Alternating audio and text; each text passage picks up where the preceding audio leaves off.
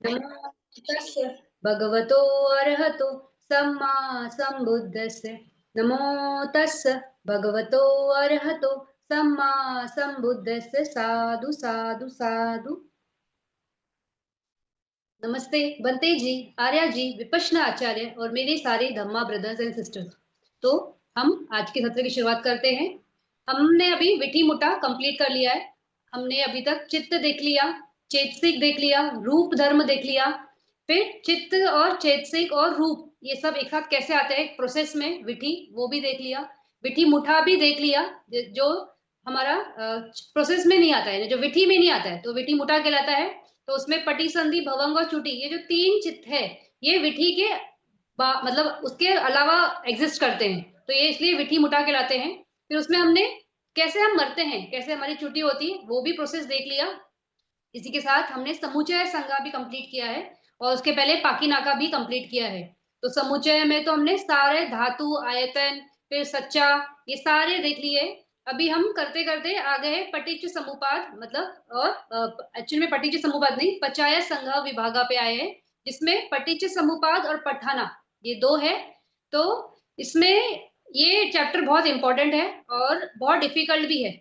हमने अभी तक जितना भी सीखा है उसमें से सबसे ज्यादा डिफिकल्ट जो है तो पठाना है, तो लास्ट है वो, इसके बाद है, मतलब इसी चैप्टर में सेकंड पार्ट है वो। और उसके पहले पटिच समुपाद है, तो इस तरह से सबसे डिफिकल्ट जो पार्ट है वो लास्ट में रखा है, क्योंकि नहीं समझ पाएंगे कैसे होता है हर चीज, क्योंकि चित्त है, चेतसिक धर्म है, रूप धर्म है, वो कैसे उनका सबका एक साथ कॉम्बिनेशन कैसे चलता है और उस वजह से क्या होता है।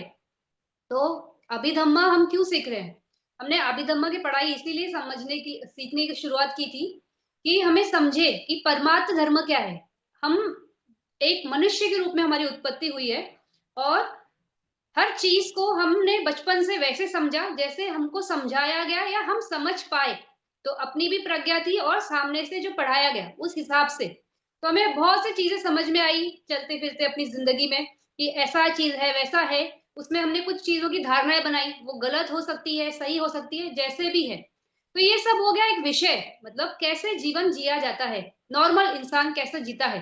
तो इसी तरह से जीता है कि उसे कुछ समझेगा, समझाया जाएगा, उसका माइंड कुछ प्रोसेस करेगा, उसमें से वो कुछ इंटरप्रेट करेगा और अपने कर्म बनाते जाता है।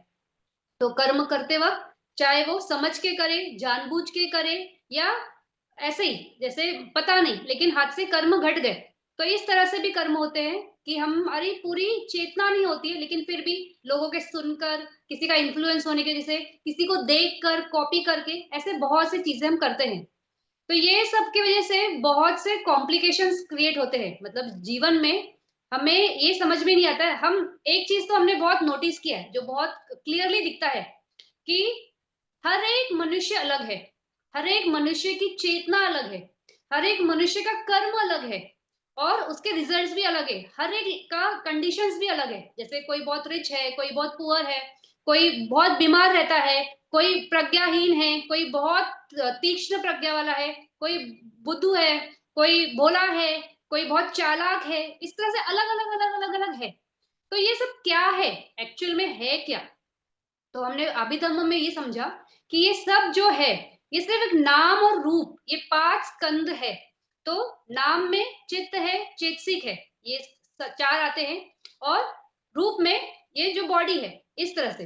तो ये दोनों जो नाम रूप है ये परमार्थ धम्म है, और इनके मिलन से ये बॉडी का प्रगटीकरण होता है। और हम जो भी करते हैं, जो हमारे चित्त से करते हैं, तो उसमें चित्त और चेतसिक साथ में आएंगे, यानी नाम स्कंद साथ होता है। फिर उस एक्शंस में बॉडी भी यूज होगा, तो वहां पे रूप स्कंद भी होगा। तो यही है परमात्म सत्य, कि चित्त है, चेतसिक है और रूप है, इसके अलावा कुछ भी नहीं है। हमें ऐसा लगता है ये मेरा है, मेरा विषय है, या मुझे समझ में आता है, मुझे अच्छा लगता है, मुझे अच्छा नहीं लगता। तो हर चीज बात करते वक्त भी हम मैं करके ही बोलते हैं कि मेरा वैसे, तो उस हिसाब से हमें ये लगता है कि ये मेरा है। तो इसी हिसाब से हम ये भी बात करते हैं ना, जैसे मुक्ति का बात इंडिया में कॉमन है। अगर इंडिया छोड़ दो तो बाहर के देशों में मुक्ति के कॉन्सेप्ट भी एग्जिस्ट नहीं करता है, मतलब उसके बारे में बात भी नहीं की जाती है। तो हमारा ही एक ऐसा ये है, संप्रदाय है, या हमारी ज्ञान बोलो या हमारा कल्चर बोलो, या हमारे जो चली आ रही है धरोहर बोलो नॉलेज की, उसमें मुक्ति को प्रमुख रखा है, मतलब उसका एक स्थान है, वो एक अवस्था है जहां तक पहुंचना है और पहुंचा जा सकता है, और पहुंचने का बहुत लोग प्रयास भी करते हैं। लेकिन वो मुक्ति तक पहुंचने में बहुत सारे फिर दृष्टि भी है ना, अलग अलग धारणाएं हैं। कोई भक्ति मार्ग कहलाता है, कोई कर्म मार्ग से कहेगा, कोई अपने शरीर को तपाता है तो बहुत तप तप करना, घोर तपस्या करना, तपन करना, इस तरह से। तो ऐसे अलग अलग अलग तरीकों से उस मुक्ति तक पहुंचने का एक प्रयास है। तो ये जो प्रयास है या जो भी जर्नी है, तो इसमें सब में कहीं ना कहीं एक अवस्था तक पहुंचने का ही बात किया गया है, और उन्हें लगा यही परमार्थ है, यानी ये अल्टीमेट स्टेज है, इसके आगे जा नहीं सकते, यही मुक्ति है, जा नहीं सकते ऐसा तो नहीं था उनका धारणा, वरना वो उस रास्ते चलते ही नहीं। लेकिन ये उनके समझ में था कि यही राइट है, और इस यहाँ से इस स्टेज पे हम पहुंच गए और यही है, इतना ही पता था। लेकिन भगवान बुद्ध ने जब बोधि प्राप्त की, तो उस वक्त उन्होंने परमार्थ धर्म की बात की है। उन्होंने कहा है ये जो शरीर है, इसमें जो ये मन होता है, तो ये मन जो है ये मैं नहीं हूं, वो एक स्वभाव है, उसका नाम का एक स्वभाव है। और उसका स्वभाव कैसा है कि वो उत्पन्न होता है, रहता है, चला जाता है, यानी 3 क्षणों में उसकी पूरी जीवन लीला खत्म होती है। तो जो चित्त है वो चित्त अकेला नहीं होता है, चित्त के साथ चेतसिक भी होता है। तो ये यानी मेंटल फैक्टर्स, जो चीज उसको इन्फ्लुएंस करते हैं, चित्त को इन्फ्लुएंस करते हैं, वो चेतसिक कहलाते हैं। तो ये भी साथ में होते हैं। तो इनका साथ में उत्पन्न होना, साथ में निरोध होना, एक ही ऑब्जेक्ट होना, एक ही बेस से उत्पन्न होना, ये इसका परमार्थ लक्षण है। इसी तरह से ही होता है, इसके अलावा कोई इसमें और एक्स्ट्रा नहीं है, या कुछ और नया आयाम उसमें हो नहीं सकता। उसी तरह रूप है, तो रूप ये मैटर है, तो मैटर में भी महाभूत होंगे, उनके विषय होंगे, ये 8 जो होते हैं, ये हर एक रूप कलाप में होंगे। इसके अलावा उनके साथ जो उत्पन्न हुए उपादाय रूप जो है, वो उसके बेस पे उत्पन्न होते हैं। तो ये भी इसी तरह से रूप धर्म का परमार्थ सत्य है। फिर निब्बाना भी एक परमार्थ सत्य है, लेकिन वो अनकंडीशन धम्म है। तो वो अनकंडीशन धम्म लास्ट चैप्टर में बहुत क्लैरिटी से बताया गया है, तो उस पर हम नहीं बात कर रहे, अभी हम ये बात कर रहे हैं कि कैसा है। तो अब आज हम जो देख रहे हैं ये है पचाया संघ विभागा। तो इसमें अलग अलग कंडीशंस है, कैसे ये चित्त चेतसिक ये कैसे ये चलते हैं, और कैसे हम इस मतलब इन फैक्टर्स का एक ये है रूल बोलो, या इनका प्रगटीकरण होने का एक फॉर्मेट है। तो उस फॉर्मेट के हिसाब से ये चलते जाता है, और हमारी जीवन की लीला चलती जाती है। तो हम पैदा होते हैं, अपना जीवन जीते, फिर मरते, फिर से वापस पैदा हो जाते, फिर से जीवन जीते, फिर मर जाते। इसी तरह से ये एक चक्र की तरह चलता है। तो जैसे एक पहिया होता है, कैसे गोल गोल घूमता है, तो उसको कोई वो नहीं है ना, कहाँ से स्टार्ट हुआ कहाँ से एंड हुआ, कोई नहीं बता सकता है, क्योंकि सर्कल है। ड्रॉ कहाँ से करना शुरू किया, कोई नहीं बोल सकता। उसी तरह से ये कंडीशंस ऐसे हैं कि वो चल पड़े हैं, और हम अब उसमें हैं।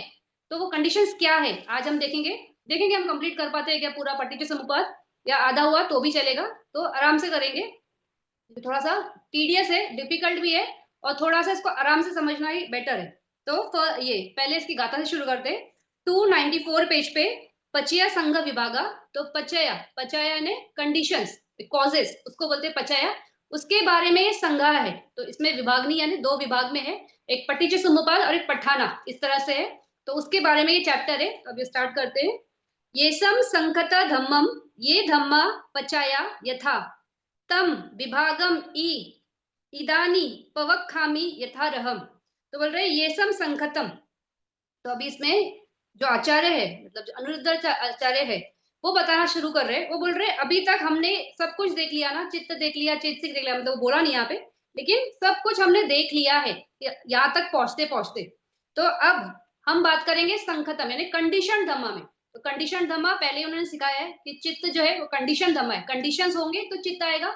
चेतसिक भी वैसे ही होते हैं, रूप भी वैसा ही होता है। तो ये सारे कंडीशन धम्मा है। तो अभी हम बात कर रहे हैं ये सब संखतम धम्मम यानी कंडीशन धम्माओं के बारे में अब हम बात करेंगे, और ये जानेंगे कि किस कंडीशन से क्या उत्पन्न होता है।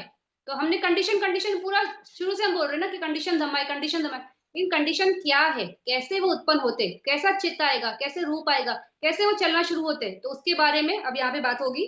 तो ये सम धम्मम यानी कंडीशन धम्मा के बारे में, जो किसी कारण से उत्पन्न होते हैं। तो कारण है, तो ही उत्पन्न होगा। तो विषय ऐसा ही नहीं है, कुछ कारण से उत्पन्न हुए धम्मम, उसके बारे में बात करेंगे। तो उसमें सारा आएगा, चित्त आएगा, चेतसिक आएगा, रूप आएगा। फिर ये धम्मम पचाया, तो ये धम्मम पचाया ने, ये धम्मम उत्पन्न होता है, पचाया ने उत्पन्न होना, इसकी वजह से कॉज बनता है, ये उसका रीजन बनता है। तो कोई एक फैक्टर होगा, वो फैक्टर में ऐसा क्वालिटी है कि वो दूसरे फैक्टर्स को इन्फ्लुएंस कर सके या उसको कारक बना सके, मतलब वो खुद कारक है, दूसरे चीजों को उत्पन्न कराने में ले, यानी उपकरण करा सकता है। तो इस तरह से ये धर्म है, कैसे खुद भी कंडीशंस है और वो कंडीशंस क्रिएट करेंगे दूसरों के लिए ताकि वो उत्पन्न हो। तो इस तरह से ये सम धम्मम, ये धम्मम पचाया, इस तरह से वो उत्पन्न होंगे, कंडीशंस वाले धम्मा उत्पन्न होंगे। और यथा, यथा यानी कंडीशंस हर एक की अलग होगी। मतलब ये जब बोल रहे यथा ना, तो ये पठाना के बारे में बोल रहे हैं, ये पटीच समुपाद के बारे में नहीं बोल रहे। तो जो पठाना है, पठाना में 24 पचाया ये है, अलग अलग पचाया है। तो ये वाला पचाया इस कारण से ये होगा, इस कारण से ये होगा। तो उसका हर एक का कंडीशंस और उसका फैक्टर्स उसके साथ जाता है, तो उनका एक कैटेगरी बनता जाता है। तो इस तरह से वो यथा यानी जैसा है, अगर ये हेतु पचाया है तो हेतु की वजह से जो कंडीशंस आएंगे उसको हेतु पचाया कहलाया जाएगा। जो आरम्भना यानी ऑब्जेक्ट की वजह से जो कंडीशन बनेंगे, कॉजेस बनेंगे, तो वो आरम्भना पचाया कहलाएगा। तो इसलिए यथा वर्ड बोला है, लेकिन पटीच समुपाद के लिए नहीं, पठाना के लिए ये यथा बोला है। पित्तम विभागम इदानी पवखानी यथारम, तो बोल रहे इस तरह से अब मैं बताऊंगा, यानी अलग अलग जो है कैटेगरी विभागनी जो अलग अलग है वो हम अब बात करेंगे। तो 293 पे पटिच समुपादा पटिच समुपादाय नो पठनायो च पच्या संघय दुविधा विधि तब्बो। तो बोल रहे कि ये जो चैप्टर है पटिच समुपा, ये जो पच्या संघ विभागा, इसमें हम पटिच समुपादाय ये एक और पठनाय यानी पठाना, ये इस हिसाब से ये पचय संघाया दो विधा यानी दो टाइप में बताया गया है। तो पटिच समुपाद की बात होगी और उसके बाद पठाना की बात होगी। दो टाइप्स में कंडीशंस के बारे में ही है, उसमें भी कंडीशंस ही है, पठाना भी कंडीशंस है, ये भी कंडीशंस है, पटीचा समुपाद भी कंडीशंस ही है, लेकिन ये थोड़े अलग है, वो थोड़ा अलग है। ये एक साइकिल की तरह लगता है, उसमें साइकिल नहीं है, हर कंडीशन अलग अलग अलग अलग है और उसकी कैटेगरीज में सब कुछ सारे धर्म मैक्सिमम आते हैं। तो वो बहुत कॉम्प्लेक्स है, पठाना बहुत डिफिकल्ट है, तो हम उसकी बात नहीं कर रहे एक्चुअली में। लेकिन मुझे लग रहा है, मुझे तो पठाना थोड़ा इजी लगता है, पटीच समुपाद थोड़ा सा मुझे डिफिकल्ट लगने लगा आज। तो ठीक है, तथा तब भवा भावी भावी भवा कारा मत्थो पला कितो पटिच समुपादयो। तो बोल रहे तथा, तथा मतलब बताना शुरू कर रहे, अब बताएंगे हम यहाँ पे कि कैसे होता है ये। तो पटिच समुपाद ये शब्द पहले देखते हैं। तो पटिच यानी कि क्या, किसी चीज पे डिपेंड होना, और समुपाद यानी उस चीज पे डिपेंड होके कुछ उत्पन्न होना। जैसे झाड़ है, तो वो क्या करता है, अपना मट्टी में अपनी जड़ पकड़ता है ना, तो इस जड़ की पकड़ से क्या होता है, पूरा झाड़ खड़ा होता है। तो जड़ की पकड़ पे पूरा झाड़ है, तो उसी तरह से इस कॉज की वजह से पूरा ये जो कंडीशन है दूसरे वो उस पे उत्पन्न होते हैं, यानी डिपेंड होके उत्पन्न होना, तो उसको पटिच समुपाद ऐसे बोलते हैं। फिर इसमें ये जो बोला है ना, ये वाला वर्ड त भवा भावी भवा कारा मथो पालिको हितो। तो त भावा यानी एक कंडीशन किसी और कंडीशंस के लिए ये बनते, कारक बनते या उपकारक बनते, या इस तरह से बोल सकते हैं कि कंडीशंस के बारे में ही बोल रहे हैं कि त भावा यानी भवित होता है, वो कुछ कंडीशन इस तरह से भवित होता है। फिर भावी, भावी यानी जो कंडीशनिंग स्टेट्स है, यानी जैसे फर्स्ट वाला है, अगर पटीच समुपाद में लेंगे तो अविद्या पचाए संखारा, तो अविद्या जो है त भावा है और संखारा उसके ऊपर भवित हुआ, तो वो कंडीशनिंग मतलब इसके वजह से आया, तो वजह से कौन आया, तो संखारा आया, तो वो भावी हो गया। और कंडीशन एंड ये भवा कारा मथा, तो ये कैसा है, ये एक मतलब ये जो प्रोसेस है पटीच समुपाद का, ये एक्चुअल में सिंपल है, बोलते हैं इसकी वजह से ये, इसकी वजह से ये, इसकी वजह से, यानी जो सीढ़ी ना इस ये ऐसे, लेकिन वो एक्चुअली में वैसा नहीं है, थोड़ा सा इसमें भी बहुत ये है, इंटरलिंकिंग है, एकदम स्ट्रेट स्ट्रेट नहीं है ये। तो लेकिन ये सिंपल है, इस तरह से ऐसा ऐसा होता है। तो इस तरह से ये जो उनकी एक एक कंडीशन की दूसरी कंडीशन कैसे कैसे उपकारक बनते जाती है उसके बारे में है। तो वो पटीच समुपाद इस तरह से है। तो पटीच समुपादय, फिर पठनायो, पाना अह पचाया थिम अरब्बा पहुचती, और उसके बाद उन्होंने पठाना के बारे में बात किया। तो पठाना में जो सबसे लास्ट, मतलब जब भगवान बुद्ध को अब ये बोधि प्राप्त हुई थी, और वहां पे वो 7 हफ्ते तक रुके थे ना बोधि वृक्ष के नीचे, तो जब चौथे हफ्ते में उनको वो जब ये सब करना शुरू करते, अभिधम्मा का नॉलेज वो रिव्यू करना शुरू करते, तो उस टाइम पे जब पठाना उसका उन्होंने मानस में चिंतन करना शुरू किया, तो उस टाइम पर पहली बार बोधि प्राप्त होने के बाद उनके बॉडी से 6 रश्मियां निकलती, मतलब बोधि के टाइम भी होती है, उसके बाद फर्स्ट टाइम ये था। तो पठाना इतना इम्पोर्टेंट है और इतना डिफिकल्ट है, और वो मतलब बहुत ही हायर नॉलेज है। तो पठाना का जो एक्चुअल बुक्स है, मतलब मैंने एक सुना था बनते को बोलते हैं कि जो ओरिजिनल जो भगवान ने देशना दी है पठाना के बारे में, अगर उसको लिखना जाए शब्द एक एक वर्ड टू वर्ड करते जाए, तो वो बोलते हैं कि 400 पेजेस की पता नहीं कितने मिलियंस किताबें, ऐसे बोल रहे थे। तो लेकिन वैसा नहीं है, आज मैं जो देखती हूँ ओरिजिनल जो टेक्स्ट है, मतलब ओरिजिनल नहीं, जो अभी प्रेजेंट में जो पठाना जिसमें से पढ़ते हैं, तो वो 5 बुक्स है, 5 वॉल्यूम्स है।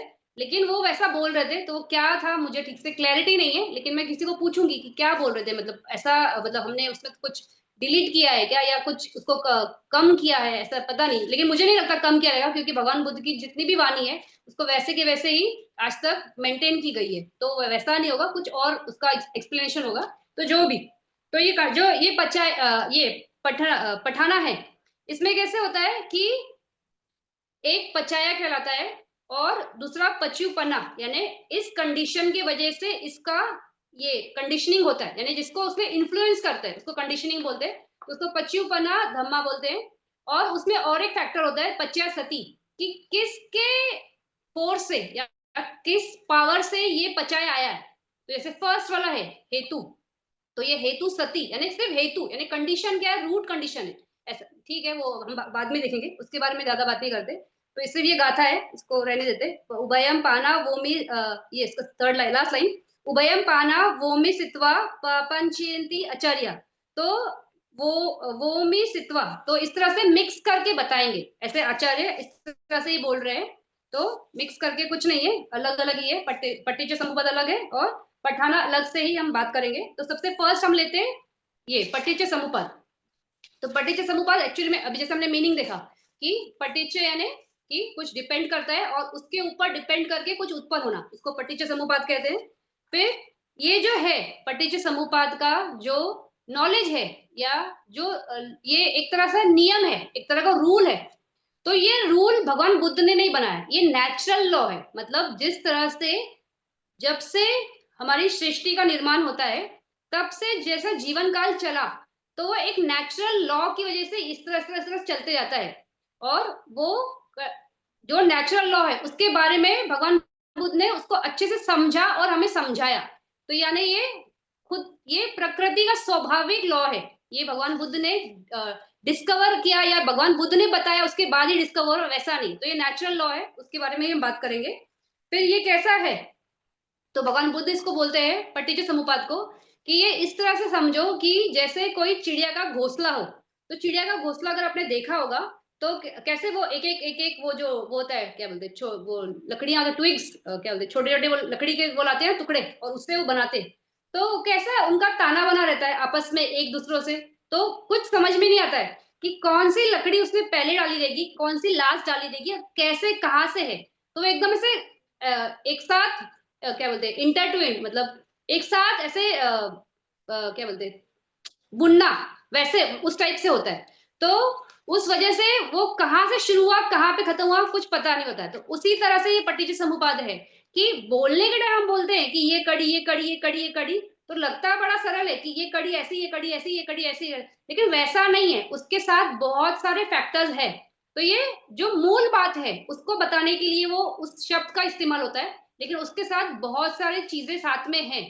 तो पूरी पूरी बात समझने के लिए पूरा समझ होना चाहिए। तो थोड़ा डिफिकल्ट है वो, लेकिन हम प्रयास करेंगे समझने का। फिर ये इस तरह से 12 ये है पटिच समुपाद में 12 फैक्टर्स है। तो अगर ये पेज नंबर 294 पे देखेंगे, तो वहां पे वो बोला है पटीच समुपादय तथा अविज्य पचाय संखारा, संखारा पचाय विज्ञान, विज्ञान पचाय नाम रूप, नाम रूप पचाय सलायतन, सलायतन पचय फस, फस पचाय वेदना, वेदना, वेदना पचाय ताना, ताना पचाय उपादान, उपादान पचाय भव, भव पचाय जाति, जाति पचाय जरा मरणम शोक परिदेव दुख दोमनस उपासाया संभवंती। फिर उसमें एक लास्ट लाइन भी है, एवं एतस्य केवलस्य दुःख खंडस्य समुदय होती थी अयम एथा पटिच समुपादय नयो।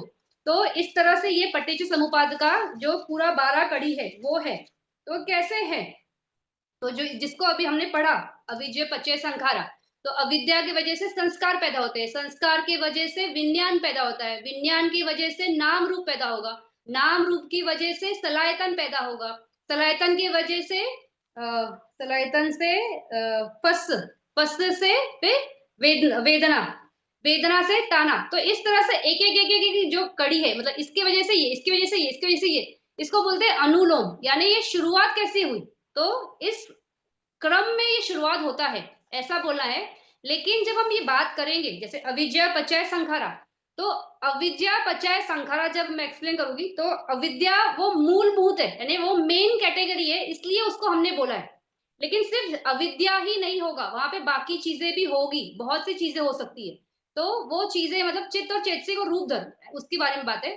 तो वो उनमें से होगा, लेकिन बोलते वक्त हम सिर्फ अविद्या ऐसा बोलेंगे, ऐसा बताया गया है, तो ये समझने के लिए इजी हो जाता है कि कैसा वो है, कि ये बहुत एक फ्लो की तरह है, इससे ऐसा, इससे ऐसा, इससे ऐसा, इससे ऐसा। तो वो समझने के लिए बहुत क्लैरिटी से आ जाता है। तो ये जो है अविजय पचय संखारा, संखारा की वजह से फिर विज्ञान, तो ये अनुलोम कहलाता है, यानी इस गति से ये इस तरह से होता है। तो हम इस क्या बोलते हैं, इस भव में या इस जंजाल में फंसते चले जाते हैं। और ये एक बार फंसे तो उसके बाद वापस से वैसा ही वो कड़ी आएगा, वैसे ही वो चलेगा, वापस से हम वैसे ही फंसेंगे। तो इस तरह से कंटिन्यूस चलते जाता है। तो इसी की तरह उल्टा उसको बोलते हैं पटीलोम, पटीलोम यानी कि उसमें से बाहर आना। तो अविद्या का अगर निरोध होगा तो संखारा का निरोध होगा, यानी जिस दिन अविद्या चली जाएगी तो हम संस्कार नहीं बनाएंगे, तो संस्कार निरोध हो जाएगा, तो नाम ये विज्ञान नहीं होगा, विज्ञान निरोध हो जाएगा तो नाम रूप नहीं होगा। तो इस तरह से वो वहां पे निरोध का बात करते हैं। तो हम पहले अनुलोम देखेंगे, यानी कैसे वो होता है, क्या है वो फैक्टर्स, पहले से उसके अंडरस्टैंड करेंगे वो कैसे होता है, वो भी नहीं, कैसे उसका एक्सप्लेनेशन है कि अविद्या किसको बोलते हैं, संस्कार किसको बोलते हैं। इस तरह से हम अलग अलग सारा पहले देखेंगे, फिर उसके बाद उसका उसमें से बाहर निकलने का कैसा रास्ता है हम वो देखेंगे। तो गुरुजी भी जब एक्सप्लेन करते हैं, अगर पटीचर संवाद का बोलते हैं, तो वो बोलते हैं इस तरह से अनुलोम है और इस तरह से पटीलोम है। तो वो बहुत पास्ट में जाते हैं, इतना नहीं बताते, लेकिन वो वहां पे दो तीन चीजें थोड़ा पॉइंट करते हैं, तो वो मैं भी पॉइंट करूंगी कैसे। तो अभी इसमें जब ये पटीचर समुपाद का बात हो रहा था, तो भगवान बुद्ध इसको कैसे समझाते, तो भगवान बुद्ध ऐसे बोलते हैं कि ये श्रावस्ती में हुआ था। तो थोड़ा सा मैं गाथा पढ़ती हूँ। श्रावस्ती विहरती पे, श्रावस्ती में जब वो विहार कर रहे थे भगवान बुद्ध, तो उस टाइम पे मिच्छापटि पदंचा वो भिक्कवे देसामी समपटि पदंचा तम सुनाता साधुकम मानसी मनासी करोति भास समामी ती। तो मतलब कैसे बोल रहे हैं, तो भगवान बुद्ध जब श्रावस्ती में थे तो वो बोलते हैं कि मिच्छापटि मतलब गलत तरीके से प्रैक्टिस किसको बोलते हैं, भिक्खु, ये मैं तुम्हें बताता हूँ। तो इस तरह से वो बताएंगे देसामी संपटी पदंचा, और मैं राइट प्रैक्टिस भी बताऊंगा, सम्मा, सम्मा यानी राइट, तो पटी पदंचा यानी राइट प्रैक्टिस कैसे वो भी मैं बताऊंगा। तो बोलते तम सुनाता मतलब सुनो, इस तरह से, सॉरी पता नहीं ये कैसे नेट का तो कथम च भिक्कवे मिच्छा पटिपदा मतलब गलत प्रैक्टिस क्या है, तो बनते सुनो ये, अविजय पच्चाय भिक्कवे संखारा, संखारा पच्चाय विज्ञानपि। तो इस तरह से भगवान पूरा ये जो पटिच समुपाद है वो बोलते हैं वहां पे कि अविजय पच्चाय संखारा, संखारा पच्चाय विज्ञान। तो इस तरह से वो पूरा बता के उसके बोलते एवं तस्य केवलस्य दुख खंडस्य समुदय होती। बोल रहे इस तरह से सिर्फ दुख का ही समुदय होगा, अगर इस तरह की ये जो कड़ी चल रही है इसको तोड़ा नहीं गया तो सिर्फ दुख ही दुख मिलेगा। एयम बुच्छति भिक्कवे मिच्छा पटिपदा, तो इस तरह से मैं बताता हूँ कि ये गलत प्रैक्टिस है। तो उसी तरह से फिर वो आगे बोलते हैं कथमा च भिक्कवे समा पटिपदा, तो किस तरह से राइट प्रैक्टिस है, तो अविद्या त्वेवा त्वेवा असेवा विरगः निरोधा संखारा निरोधा। तो जब अविद्या का निरोध हो जाएगा तो संखारा का निरोध हो जाएगा, संखारा का निरोध हो जाएगा तो विज्ञान का निरोध हो जाएगा। तो इस तरह से बोलते बोलते पूरा वो फिर एवं तस्य केवलस्य दुःख खंडसो निरोधो होती। तो इस वजह इस तरह से अगर आपने इस तरह से प्रैक्टिस की तो पूरा दुःख का जो स्कंध है उसका ही निरोध हो जाएगा, यानी नाम रूप के इस जंजाल से ही मुक्त हो जाओगे। तो अयम उच्चति भिक्खवे समापटिपदाति। तो इस तरह से मैं राइट प्रैक्टिस क्या है वो बताता हूँ। तो इस तरह से भगवान बुद्ध बोलते हैं। तो पटिच समुपाद में इस तरह से ही है। तो ये हम 12 कड़ी है। तो इसको अविद्या पचय संखारा। तो अविद्या के वजह से, यानी अविद्या वर्ड बोल रहे हैं यहाँ पे। तो अविद्या यानी अविद्या ही है। तो अविद्या के वजह से, तो पचय यानी कॉज, अविद्या के वजह से संस्कार बनते हैं। तो जो भी संस्कार होंगे, जो हमारे जितने भी संस्कार है, भले वो काय से हो, वाचा से हो, मन से हो, कोई भी संस्कार, तो वो उस तरह से बनते हैं। संस्कार जब बनते हैं तो उनसे क्या उत्पन्न होता है? उनसे उत्पन्न होता है विज्ञान। तो विज्ञान जो बोला गया है, तो ये पटी संधि चित्त जो है कि अगर हम कर्म करेंगे तो क्या होगा, हमारी कहीं तो उत्पत्ति होगी। तो वो इस तरह से पटी संधि, तो उसको विज्ञान बोला है।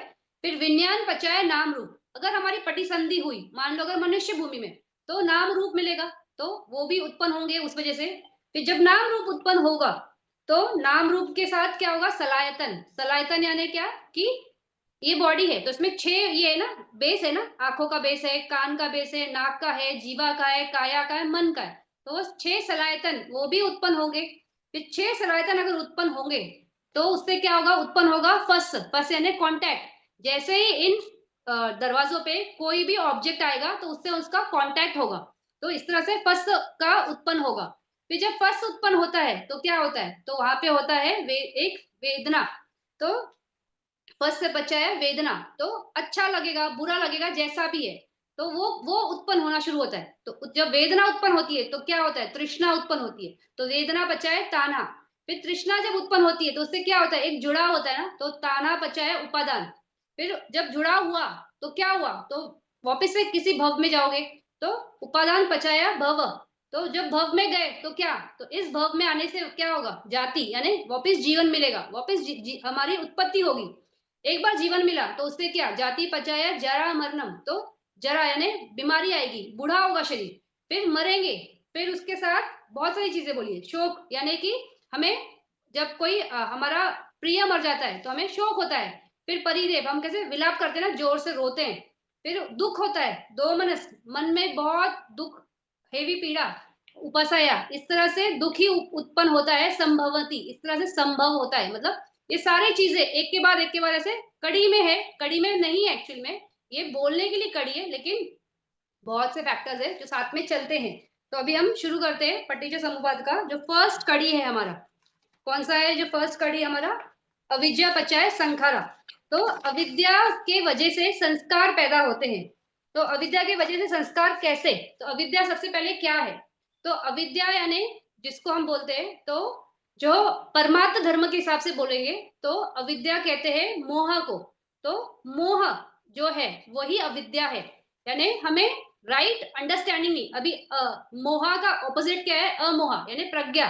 तो प्रज्ञा है यानी विद्या है, और ये अविद्या यानी हमें समझ नहीं है, उसको ही अविद्या बोला गया है, उसको ही अविद्या बोल रहे हैं। तो अविद्या की वजह से ही संस्कार की उत्पत्ति होती है।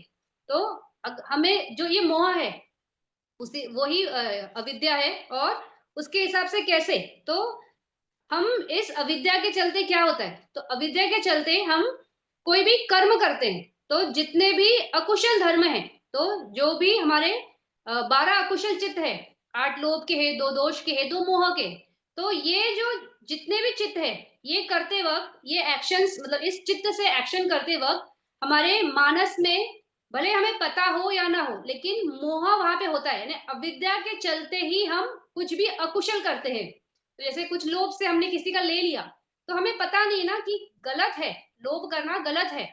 फिर उसी तरह द्वेष करना गलत है। फिर मोह यानी कि कुछ अंडरस्टैंडिंग नहीं, डाउट रहना, एक क्लैरिटी नहीं होना, तो उसमें हमारे एक्शन कैसे होंगे, एकदम क्लियर नहीं होंगे ना, अच्छे नहीं होंगे, तो वो भी अकुशल ही है। तो इस तरह से अकुशल, तो अविद्या की वजह से क्या होता है, तो अविद्या पचाया संखारा, यानी इस अविद्या के चलते हम कोई ना कोई कर्म करते हैं, तो उसको ही कहा गया है संस्कार। तो संस्कार कैसे? तो संस्कार यानी जो कर्म है उसको कहते हैं चेतना। तो जो भी हम कर्म करते हैं, तो भगवान बुद्ध भी बोलते हैं ना कि चेतना अहम कम्मम वदामि, यानी मैं चेतना को ही कर्म बोलता हूँ। तो ये संस्कार है, जो कर्म है, ये हमारी चेतना है। कोई भी हम एक्शन करेंगे उसमें चेतना होती है, भले वो कुशल चेतना हो या अकुशल चेतना हो। तो इस तरह से जब हम अकुशल चेतना से कोई संस्कार या कोई एक्शन कर रहे हैं, कोई कर्म कर रहे हैं, तो उसको कहते हैं अकुशल संखारा बोलेंगे। और जब हम कोई अच्छी चेतना से कोई अच्छा कर्म कर रहे हैं, तो उसको बोलेंगे कुशल पुण्य, इसको अपुण्य संस्कार बोलते हैं अकुशल को। और जो कुशल है उसको बोलेंगे पुण्य संस्कार। और कुशल में ही जो अरूप का जो ध्यान करते हैं, यानी कि जिसमें और आगे की जो अवस्था है रूप ध्यान के अलावा, तो उसको कहते हैं अनेजा भी संस्कार, यानी ऐसा संस्कार जो बहुत स्थिर है। तो इसको एक बार थोड़ा देख लिख के करते हैं तो थोड़ा समझेगा कि कैसे है वो। तो अविद्या पचाया संखारा, पहली घड़ी देख रहे हैं हम, अविद्या पचाया संखारा। तो अविद्या क्या है? मोहा है। तो ये एक चेतसिक है ना, 52 चेतसिक में से एक चेतसिक है मोहा, तो वही अविद्या है।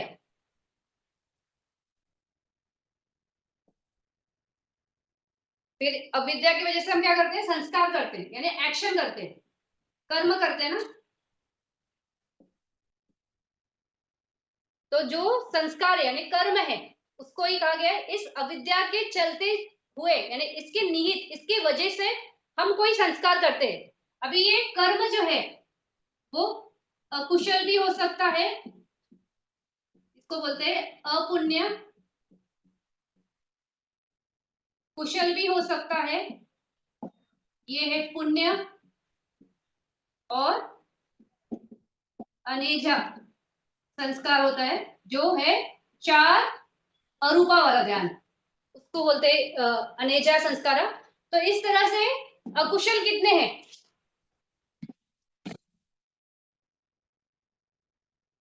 12 अकुशल है ना। तो 12 अकुशल चित्त से किए हुए कोई भी कर्म वो अविद्या की संतान से होते हैं। तो वहां पे अविद्या है, हमें पता नहीं है कि ये नेगेटिव कर्म है, तो हम करते हैं। उसी तरह से जो कुशल है, तो कुशल में 8 महाकुशल और 5 रूपावचरा कुशल, ये भी, ये कुशल है, ये भी अविद्या के चलते ही होता है, मतलब हमें ठीक से अंडरस्टैंडिंग नहीं है। तो अभी ये प्रश्न आएगा कि अविद्या अकुशल में समझ में आ रही है कि हमें समझ नहीं है कि कौन सी चीज सही है कौन सी चीज गलत है, उस वजह से हम अकुशल तो कर सकते हैं, लेकिन कुशल कैसे होगा? तो कुशल इस वजह से इस मायने में है कि हम कोई भी अच्छा भी कर्म कर रहे हैं, जैसे दान दे रहे हैं, शीलों में रह रहे हैं, या हम मेडिटेशन की प्रैक्टिस कर रहे हैं, तो ये एक चेतना है ना इसमें कि इससे मेरा भला होगा, यानी मुक्ति होगी या नहीं होगी उसके बारे में नहीं, लेकिन कोई हमारा कुछ तो भला होगा, यानी अच्छा होगा। आज मैंने इतना दान दिया, तो आगे जाके फ्यूचर में किसी भव में मुझे इस चीज की कमी नहीं होगी, तो मुझे इसकी कमी ना हो, उस वजह से हम जो दान दे रहे हैं या जो भी कर्म कर रहे हैं, कुशल कर्म कर रहे हैं, लेकिन उसके वजह से हमारा कहीं तो उत्पत्ति होगा, और अगर उत्पत्ति हुआ तो हम इस भव से मुक्त तो नहीं है, तो मुक्त नहीं है तो यहीं पे है ना, इसी साइकिल में है। तो अविद्या के चलते कुशल कर्म भी होता है, अविद्या के चलते, मतलब ये डायरेक्ट है, अकुशल तो डायरेक्ट होता है, लेकिन जो अकुशल है, सॉरी कुशल है, वो हमारा इनडायरेक्ट होता है कि हमें इतना अंडरस्टैंडिंग नहीं है कि अच्छा कर्म भी जो है वो भी तो एक कर्म ही है ना, मतलब उसका भी तो रिजल्ट आएगा। कोई भी चीज है तो उसका उत्पत्ति होगा, यानी उसका कॉज है तो उसका इफेक्ट आएगा आएगा। तो इस तरह से भले कुशल धम्मा है, लेकिन उसका इफेक्ट ये आएगा कि हमें भव में अच्छा अच्छा सब कुछ होगा, हम देवलोक में उत्पन्न हो सकते हैं, हम रूप भूमि में उत्पन्न हो सकते हैं, लेकिन वहां से भी तो हम हटेंगे ना, वापस इसी साइकिल में आएंगे, मतलब ये जो साइकिल है जो पट्टी जो समुपात की, उसी में चलते जाएंगे ना, उसमें से निकलेंगे नहीं। तो इसलिए ये एक मूल कारण है जो हमारे संस्कार बनाती है, भले वो कुशल के बनाए, अकुशल के बनाए या अनेजा संस्कार बने, जो यानी कि जो अरूपा का है। अरूपा का भी जो है कि इतनी गहन अवस्था है, मतलब इतनी उच्च अवस्था है, जहाँ पे आप अगर जाते हो तो बहुत लंबा काल वहां पे है, मतलब जो हाईएस्ट है वो तो शायद 84,000 महाकप्पा, मतलब इतना बड़ा जो लास्ट का है, जो नेवसयान आयतन से जाते हो तो वहां पे उतना है। लेकिन उसके बाद भी क्या है, वापिस से जाति जरा मरणम भव वापिस से क्रिएट होगा ना, तो सब कुछ, तो वो अवस्था भी पूर्ण नहीं है। जैसे अभी भगवान बुद्ध के टाइम ही उनको जितने गुरु मिले तो मैक्सिमम जो लास्ट अवस्था उनको बताई गई थी तो 8वें ध्यान की थी। 8वें ध्यान के आगे किसी को भी उस वक्त भारतवर्ष में आगे का ज्ञान मालूम नहीं था। मुक्ति मतलब वो बोल रहे थे यही मुक्ति है, मतलब ये इतनी बड़ी अवस्था है कि आप वहां पे जाओगे तो मुक्ति हो ना, लेकिन वो वहां से भी तो वापस नीचे आना है। ये उनको भी समझ में नहीं आ रहा था कि ये अवस्था एक हमेशा के लिए ही नहीं है, मतलब परमानेंट नहीं है। तो अविद्या ही थी ना, तो वो आगे नहीं आगे, मतलब उनको पता ही नहीं था। इस वजह से भी वो इसी को प्राथमिकता दे रहे थे और ये कंप्लीट नहीं थी, तो उस मायने में भी अविद्या। तो इस तरह से अविद्या पचाए संखारा, तो अविद्या जो है वो है मोह, संस्कार जो है वो है हमारे कर्म, यानी जो चेतना जिससे हम कर्म करते हैं।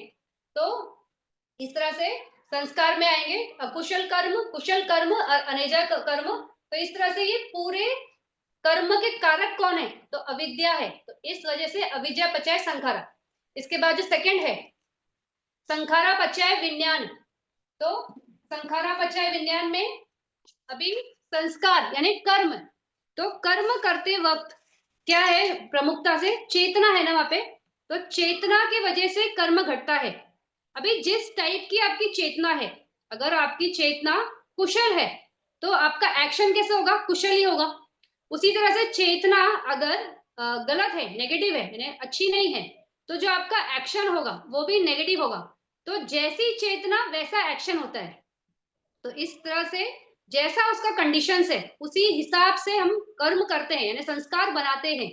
फिर उसके ये जो भी है, जब हम हमारे मानस में कोई कर्म करते वक्त कोई चेतना उत्पन्न होती है, तो चेतना भी क्या है, एक ये है ना, चित्त है ना, तो चेतना चेतना ही तो चेतसिक, लेकिन वो उत्पन्न हुआ तो वो चेतसिक का और चित्त का कैसा है, साइकिल कैसा होता है कि कोई भी चित्त उत्पन्न होता है, रहता है और चला जाता है, यानी 3 क्षण में एक चित्त की जो लाइफ है या उसकी जो पूरी जीवन है वो एक ही 3 क्षण में खत्म हो जाता है। फिर नया जो होता है वो नया चित्त उत्पन्न हुआ, नया चेतसिक उत्पन्न हुआ। तो इस तरह से चित्त जो चेतना उत्पन्न हुई थी कर्म करने के टाइम पे, उस टाइम पे, तो वो 3 खाना जब कंप्लीट करती है तो वो उस टाइम के लिए तो निरोध होगी, मतलब वहां पे वो कंप्लीटली चली गई। लेकिन वो जाने के बावजूद क्या हुआ, वो जाने के बावजूद उसका जो इफेक्ट है, यानी जो वो कर्म किया गया है उस चेतना से, भले वो कुशला होगा या अकुशला होगा, उसका जो इम्प्रिंटिंग है या जो उसका ये है इफेक्ट है, वो वहां पे रह जाता है। तो वो रहता इसलिए है क्योंकि इसका आगे जाके उसका आपको रिजल्ट आना है ना, तो चेतना ही कर्म है, यानी कर्म है तो उसका विपाक है। तो इस तरह से भले वो एक चित्त क्षण में खत्म हो गया उसका जीवन, लेकिन उसका कर्मिक इफेक्ट अभी भी आगे के लिए वो बचा है। तो इसको बोलते कामा समगति, यानी इस कर्म से आगे की गति है। तो उस तरह से फिर जब हमारा वो जीवन जो है जिसमें हम है, वो जीवन में जब हमारे लास्ट, यानी जब हमारा वो जीवन खत्म होने का, तो हमने जस्ट अभी विठी मुठा में लास्ट चुटी का ये देखा था ना, प्रोसेस देखा था ना, कि कैसे वो लास्ट में चुटी के टाइम पे कोई तो हमारा हमारा ही किया हुआ पहले का कोई कर्म संस्कार उत्पन्न होता है, तो भले वो अकुशल हो या कुशल हो, तो जो भी उत्पन्न होगा, यानी जिसमें वो ताकत होगी कि वो हमें नए भव में ले जाए, यानी पटी संधि दिलवा सके, वो चित्त वहां पे उत्पन्न होता है। वो चित्त उत्पन्न होके वो एक ऑब्जेक्ट बनता है और हमारी नए भव में पटी संधि होती है। तो पटी संधि को ही विज्ञान बोलते हैं। तो यहाँ पे बोला है ना संखारा पचाय विज्ञान, तो इस संस्कार यानी इस कर्म से हमारा आगे का नया भव बनेगा। तो यानी हमारा नया पटी संधि होगा, विज्ञान यानी चित्त है ना, तो पटी संधि भी चित्त है। तो इस तरह से हमारा पटी संधि चित्त उत्पन्न होता है। उसका कारक क्या है, तो उसका कारक ये है कि जो हमने कर्म किए हैं वो कर्म के इफेक्ट से, भले वो कुशल हो या अकुशल हो, अगर कुशल है तो हमारी पटी संधि अच्छे सुगति भूमि में होगी। तो सुगति भूमि में यानी मनुष्य भूमि में या तो देव भूमि में। अगर उसके आगे की अवस्था की हमारी पटी संधि है, यानी हमने ध्यान का प्रैक्टिस किया है, तो हम रूप भूमि में जाएंगे। अगर उसके आगे की प्रैक्टिस की है तो अरूप में जाएंगे। और वैसे ही अगर हमारा कुछ अकुशल संखारा है, यानी अकुशल कर्म हमने किया है, तो हमारी 4 अपाय भूमि में उत्पत्ति होगी। तो इस तरह से हमारा ही कर्म हमें आगे लेके जाता है। तो ये संस्कार कर्म है, और जो विज्ञान है वो हमारा पटी संधि है, यानी वो विज्ञान हमें आगे वो कर्म कारक बनता है आगे के पटी संधि के लिए। तो इसको थोड़ा समझते हैं। इसमें 2 है पटी संधि, संखारा पचाय पचाय विज्ञान में 2 टाइप का आता है। तो दोनों देखते हैं।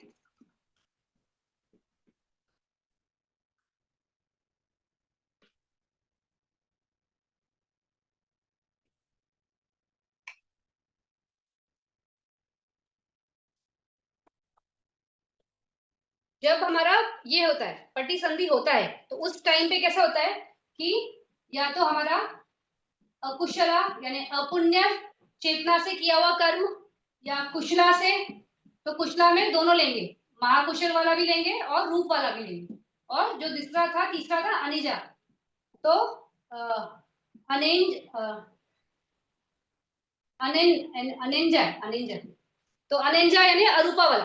तो इस तरह से अगर 12 अकुशल से हमने कोई भी कर्म किया है, तो क्या होगा कि हमारा पटी संधि कैसा होता है। यहाँ पे 12 अकुशल में से सिर्फ 11 चित्त जो है वो हमें पटी संधि दे सकते हैं ना। तो हमने मैंने बोला था ना कि उदच्च चित्त पटी संधि नहीं दे सकता है। यानी जो 11 अकुशल चेतना वाले चित्त है वो हमें क्या करेंगे, एक अपाय भूमि में ले जाएंगे, 4 अपाय भूमि में। लेकिन ये वाला कौन सा रहेगा हमारा पटी संधि, अकुशल संतिरणा चित्त ना, कौन सा, अहेतुक वाला। तो अहेतुक अकुशला संतिरणा से हमारी पटी संधि होती है अपाय भूमि में इन 4 अकुशल चेतना से। तो ये पटी संधि वाला बोल रही हूँ मैं।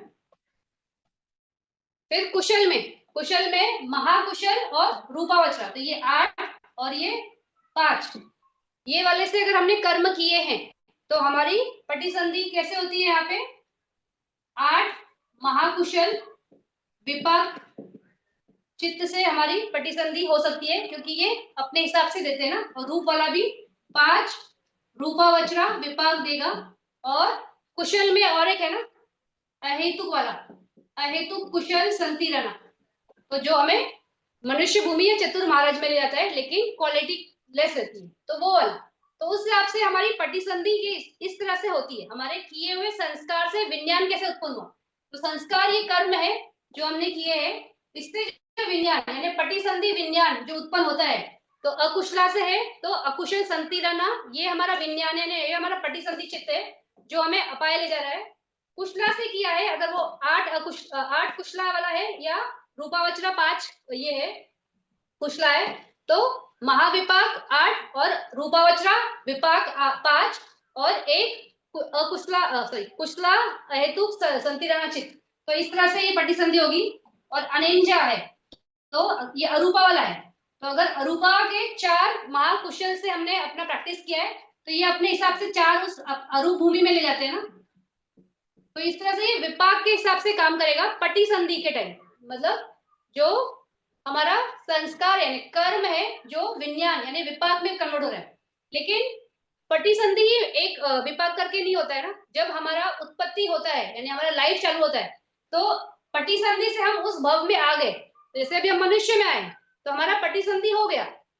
लेकिन अभी अभी जो जीवन चल रहा है, तो इस जीवन चलने के टाइम भी हमें बहुत सारे विपाकी है ना। तो हमें जो सुनाई देता है, हमें जो दिखाई देता है, जो हमसे मिलते हैं, जो हमारे आजू बाजू लोग हैं, जो हमें अनुभव है, जो हमें प्राप्त हुआ है जीवन में, ये सारे विपाक के चलते ही है ना। तो वहां पे विपाक जो हमारे पवत्ती काल यानी कि प्रेजेंट टाइम में जो मिल रहा है, तो वो वाले भी विपाक है। तो वो भी हम देखते हैं।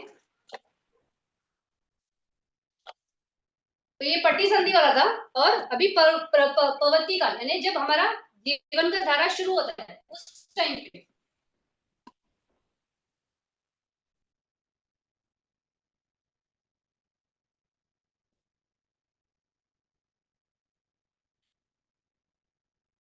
तो प्रवृत्ति काल पे अगर ये अकुशला है तो अकुशला में सारे 12 जो भी हमने पहले 12 अकुशल चित्त से जो भी कर्म किया है वो सारे के सारे प्रवृत्ति काल में अपना इफेक्ट दे सकते हैं। तो इस तरह से इसकी वजह से क्या होता है, तो 7 अकुशल जो अहेतुक वाले हैं वो विपाक चित्त हमें उत्पन्न होते हैं। अगर कुशल का है तो 8 5 जो हमने बात किया इसके पहले, तो उसकी वजह से यहाँ पे जब हमारा प्रेजेंट टाइम है तो 8 अहेतुक कुशल, फिर 8 महाविपाक और 5 रूपावचना विपाक। इस तरह से प्रेजेंट टाइम में हमें ये मिलेगा, मतलब ये हमारे लिए है जो भी हमने पहले कुशल कर्म किया है।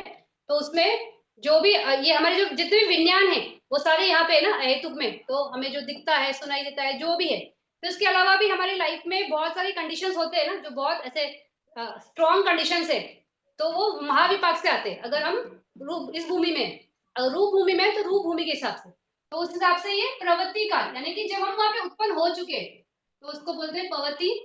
फिर ये जो लास्ट वाला था अनंजय वाला, तो उसमें जो अरूप का है 4, तो वो प्रवृत्ति काल में होगा। और ये इसमें यही होगा क्योंकि इसमें रूप नहीं है ना, तो ये अहेतुक वाले नहीं आ सकते, तो 4 अरूप के हिसाब से ही होगा।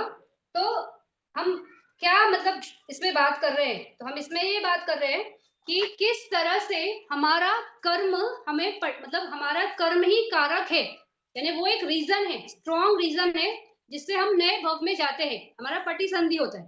फिर इस तरह से संखारा पचाय विज्ञान, तो विज्ञान में सिर्फ पटिसंधि नहीं है, यानी हम पटिसंधि की से बात नहीं कर रहे, तो स्पेसिफिकली पटिसंधि चित्त है बेसिकली बोलने के लिए। जैसे हमने बात की कि संस्कार यानी कर्म के जैसे हम आगे के भव में जाएंगे तो ये नया बनेगा। फिर उसमें हमने ये भी बात किया ना लेकिन कि प्रवृत्ति काल यानी जब हम वहां पे उत्पन्न हो जाएंगे तो उत्पन्न होने के बाद हमें जो भी अवेलेबल होगा, यानी 6 विज्ञान है ना, तो चक्षु विज्ञान है, श्रोत विज्ञान है, घाना विज्ञान है, जीवा विज्ञान है, काया विज्ञान है, मना विज्ञान है।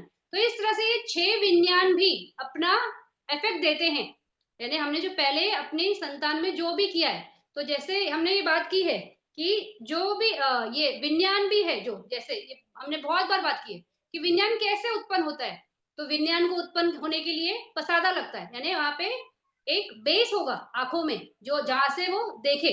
फिर वो पसादा में क्वालिटी भी होनी चाहिए ना, तो क्वालिटी किस चीज की, मतलब क्वालिटी उसमें रोशनी होनी चाहिए कि वो दिखाई दे, इसे बोलते हैं ना पर्दा आ गया, यानी आंखों से दिखाई नहीं दे रहा है, यानी कैटरैक्ट हो गया, तो वहां पे वो रोशनी नहीं है, यानी वो सेंसिटिविटी नहीं है। अगर ये फैक्टर्स नहीं है, मतलब उसमें क्वालिटी नहीं है या वो पसादा ही नहीं है, तो कोई वो विज्ञान उस पर्सन में जागेगा नहीं। तो हमने जो पहले कर्म किया है हमारे इस लाइफ से पहले, अगर हमने मान लो ऐसा कोई कर्म किया है कि हमने किसी की आंखों को डिस्ट्रॉय किया, तो उस वजह से ये नेक्स्ट लाइफ में यानी वो एक कर्म है, अकुशल कर्म है किसी की आंखों को कुछ नुकसान पहुंचाने का।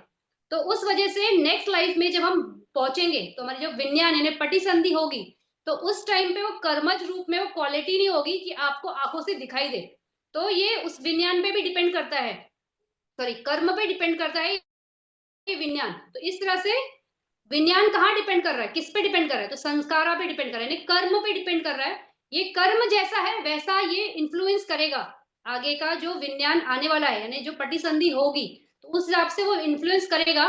पटिसंधि के टाइम भी इन्फ्लुएंस होगा और पटिसंधि के बाद भी। तो ऐसा होता है ना बहुत लोगों का कि आंखें पहले थी लेकिन बाद में कोई एक्सीडेंट हो गया, कोई मेडिसिन का ये हुआ या कुछ तो हुआ, प्रॉब्लम हुआ और आंखों की रोशनी बाद में चली गई। तो वो भी इसी के हिसाब से है ना कि प्रवृत्ति काल में आपको विपाक इस तरह से आना था, यानी पैदा तो हुए थे आंखों से लेकिन बाद में वो आंखों की क्वालिटी चली गई क्योंकि वो अपना ही कोई कर्म था पुराना पीछे का जिसकी वजह से अभी ये हुआ। तो कंडीशनिंग कहाँ से है, ये जो विपाक आ रहा है यानी जो विज्ञान में इफेक्ट आ रहा है, जो चक्कू का विज्ञान था तो उसका इफेक्ट आया पीछे के किए हुए संस्कार से, तो संखारा पचाया विज्ञान। तो इस तरह से संखारा पचाया विज्ञान। अभी दूसरा वाला इसके आगे वाला विज्ञान पचाया नाम रूपा। तो विज्ञान यानी इस विज्ञान से क्या होता है, यानी एक बार हम भव में पहुंचे तो भव में पहुंचने के बाद यानी हम वहां पे पहुंच गए तो नाम रूप की उत्पत्ति होती है ना, तो ये विज्ञान पचाया जो नाम रूप है, तो ये हमेशा वैसा ही कड़ी है, वैसा बोल नहीं सकते इसको। जैसे अभी कोई अरूप भूमि में जाता है तो उसके लिए बोलेंगे विज्ञान पचाया नामा, क्योंकि वहां पे रूप नहीं है ना। तो पट्टी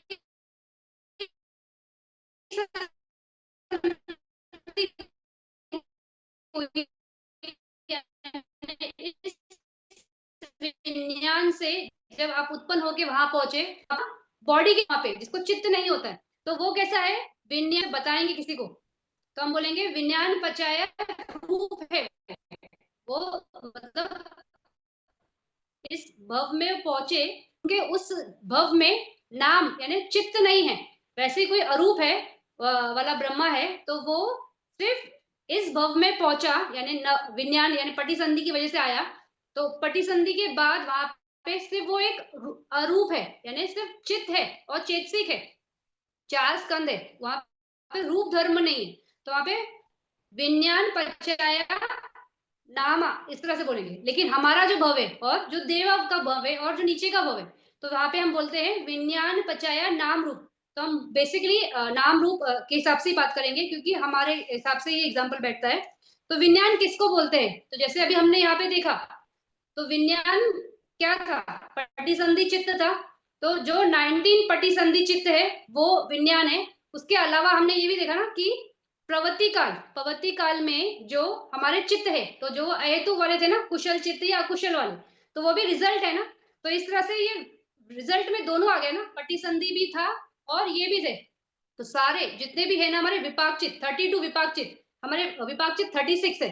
तो उसमें से जो फलाचित्त है वो 4, वो छोड़ के, तो ये जो कड़ी है, ये कड़ी कैसी है, अटकाने वाली है ना। तो जो फला वाली चित्त ये है, जो चित्त है वो कैसा है, इस कड़ी को काटने का आंसर है, तो वो इसलिए हम यहाँ पे नहीं ले सकते। तो इसलिए हम बात करते हो हम बोलेंगे कि फल सॉरी फल नहीं, विपाक चित्त जो है 32 विपाक चित्त, वो विज्ञान की कैटेगरी में आएगा यहाँ पे। तो इस तरह से 32 विपाक चित्त विज्ञान है। तो विज्ञान पचाया नाम रूप कैसे, तो जो ये विज्ञान है तो उसमें कैसा है, 6 विज्ञान है। तो विज्ञान, शोध विज्ञान, धारणा विज्ञान, जीव विज्ञान, काय विज्ञान, ये भी सारे। तो सॉरी चित्त जो है, विज्ञान जो है वो चित्त है, और उसके साथ जो जितने भी चेतसिक जो आते हैं जुड़ के, तो इस तरह से पूरी कैटेगरी को हम बोल रहे हैं। तो विज्ञान पूरा है, तो कौन सा, जो चित्त है वो विज्ञान, सॉरी जो विज्ञान जो है वो चित्त है, और विज्ञान पचाया नाम रूप, जो नाम है ना वो चेतसिक है। तो इस तरह से वो सारे चेतसिक। फिर कोई भी दो व्यक्ति अगर हम देखें तो उनमें क्या बोलते हैं, कोई भी सिमिलैरिटी नहीं होती है ना। तो हर व्यक्ति दिखता अलग है, सोचता अलग है, उसका स्वभाव अलग होता है, उसका मानस अलग होता है, तो हर चीज अलग होता है। तो ये इसका इन्फ्लुएंस कहाँ से आता है, तो जो चित्त और चेतसिक के जो कॉम्बिनेशन है और उसके साथ जो रूप धर्म है उसका हर एक में चेतना के हिसाब से यानी संस्कार के हिसाब से उसका पटिसंधि एक अलग अपने हिसाब से स्पेसिफिक एक्सक्लूसिव यानी उसी के हिसाब से होती है। उसी के हिसाब से उसके लाइफ में जो भी भव में आएगा, तो वो सारा उसका ही किया हुआ जो भी एक्शंस है उसी हिसाब से उसको विपाक आते रहते हैं।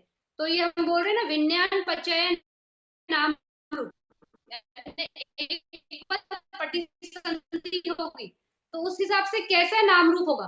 तो जैसा आपने पहले जो किया था, जो संस्कार के लेवल से जाएंगे, संस्कार से जो एक्शन हुआ था, एक्शन से जो विज्ञान हुआ था यानी पटिसंधि हुई, पटिसंधि के बाद नाम रूप दोनों, तो उस हिसाब से वो पूरा अपने हिसाब से हर एक का अलग अलग अलग अलग होता है। फिर ये विज्ञान में हम बोल रहे हैं कि जो 32 नाम विपाक है वो विज्ञान है। फिर नाम किसको बोलेंगे, तो जो नाम है वो चेतसिक है। तो सारे चेत आप ऐसे भी हो सकते हैं, जैसे अभी हम बात कर रहे हैं यहाँ पे 32 चित्तास की, तो 32 विपाक चित्त बोल रहे हैं। तो इस 32 विपाक चित्त के साथ 35 चेतसिक आते हैं। तो जो विपाक धर्म है 38 चेतसिक मैक्सिमम है, तो उसमें लोकोत्तर का विरति हम छोड़ते हैं। तो 35 इस तरह से चेतसिक। और रूप, तो रूप में जो कर्मज रूप है, क्योंकि हम पटिसंधि में आए ना, तो पटिसंधि जब होती है तो जो हमारे कर्मज रूप है वो 18 होते हैं। तो हमने देखा था ना निप्पाना रूपा, तो निप्पाना रूपा में जो सारा है, जो हमारे महाभूत है उनके विषय है, फिर वो पसादास थे, फिर उसका ये इति भावा पुरीसा भावा यानी मेल बॉडी, फीमेल बॉडी, हडाया वटु, जीवित इंद्रिया, फिर आहारा रूप कलापा। तो ये जो सारे थे वो 18 निप्पाना रूप, वो सारे के सारे हमें एज अ जब हम नए भव में पहुंचते हैं तो वो मिलते हैं। तो थोड़ा देखते हैं वो कैसा है। तो हम बात कर रहे हैं अभी विज्ञान पचाया नाम रूप।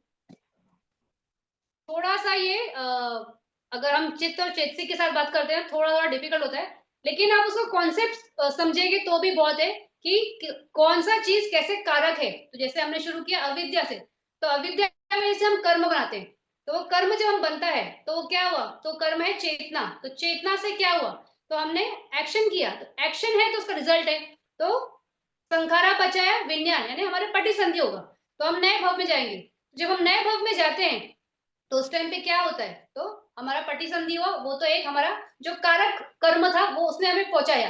उसके बाद भी उस लाइफ को सपोर्ट करेगा ना, तो जो हमारे हमारे ही कर्म थे वही प्रवृत्ति काल में आते हैं, तो उस तरह से प्रवृत्ति काल के चित्त वो आएंगे। तो इस तरह से संखारा पचाया विज्ञान। फिर जब हम पहुंच गए विज्ञान मतलब हमारा हो गया पटिसंधि हो गया, उसके बाद क्या है, तो उसके बाद हमें जो रूप और नाम की उत्पत्ति होती है तो वही कहलाता है नाम रूप, विज्ञान पचाया नाम रूप। तो हम अभी विज्ञान पचाया नाम रूप की बात कर रहे हैं।